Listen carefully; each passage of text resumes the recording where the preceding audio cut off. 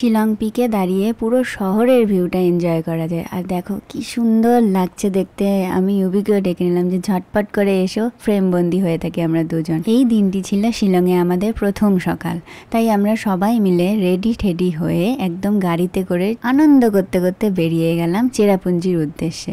আর যাওয়ার পথে দেখে নেব ভীষণ সুন্দর সুন্দর কয়েকটা জায়গা যেগুলো ভীষণ বিখ্যাত। তো চলো আজকের ভিডিওতে তোমাদের সেই সমস্তটা ঘুরে ঘুরে দেখাবো। তো এখন আমরা শিলং পিকের বাইরে এসে এখানে গাড়ি থেমে যায়। এখান থেকে অন্য একটা গাড়িতে করে মোটামুটি 500 মিটার মতন ভেতরে যেতে হয়, কেননা এখানে এয়ার বেস আছে, সেই জন্য এখানে ভিডিও করাও অ্যালাউ না বা বাইরের কোনো গাড়িও অ্যালাউ না। চলো তোমাদের সাথে একটুখানি পরিচয় করে দিই।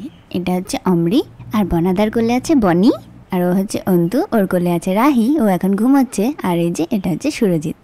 শুধু ওদের ওখানকার গাড়ি ওখানে অ্যালাও, সেই জন্য এখানে নেমে এই টিকিট ঘর থেকে একটা টিকিট মতো নিতে হয়।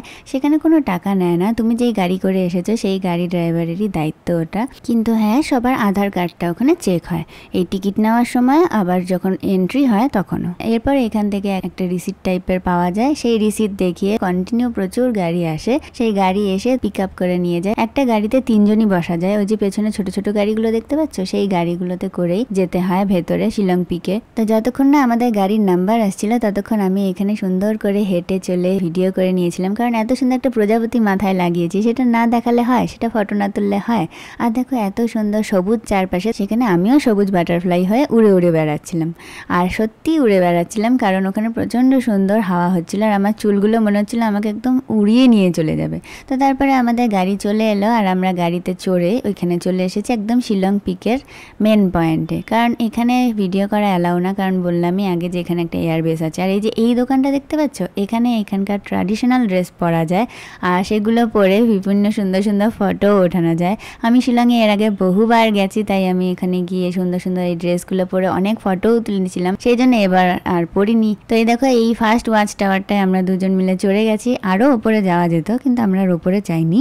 এখান থেকেই সুন্দর একটুখানি ভিউটা এনজয় করে নিয়ে এরপরে এই যে এই সুন্দর গোল গোল সিঁড়ি দেখতে পাচ্ছি, এখানে গোল করে একদম ওয়াচ টাওয়ারটা দিয়ে ওপরে ওঠা যায়, গোল করে নিচেও নেমে যাওয়া যায়। তো সেটাই নিচে নেমে যাচ্ছিলাম, কারণ আমরা অন্যদিকে যে ওয়াচ টাওয়ারটা দেখালাম সেখানে উঠবো বলে ভেবেছিলাম।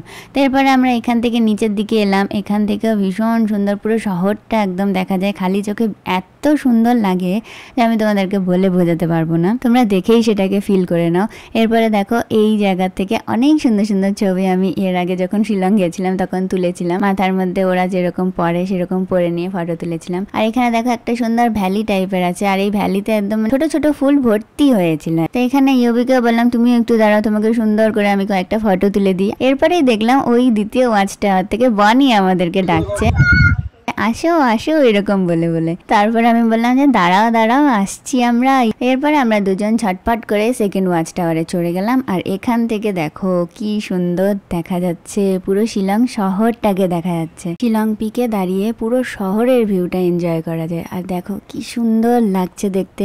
আমি ইউবিকেও ডেকে নিলাম যে ঝটপট করে এসো, ফ্রেম বন্দি হয়ে থাকি আমরা দুজন। আর এখানে হচ্ছিল ভীষণ সুন্দর হাওয়া। আমার তো ওখান থেকে নামতে ইচ্ছে করছিল না, সত্যি বলে দিচ্ছি, কিন্তু নামতে তো হবেই, কারণ আমাদেরকে আবার আরেকটা জায়গায় যেতে হবে। তারপরে আজকে আমাদেরকে চেরাপুঞ্জি যেতে হবে, তো সেই জন্য অনেক সকাল সকাল আমরা বেরিয়েছি। আর এই দেখো এই জায়গাটা হচ্ছে শিলং পিক লেখা, আই লাভ শিলং পিক লেখা। এখানে আমরা ফটো তুলে নিয়েছি।